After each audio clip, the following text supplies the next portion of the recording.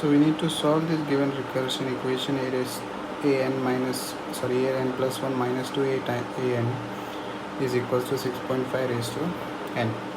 So we are given a nth plus 1 is 2 times a nth is equals to 6.5 raised to a n.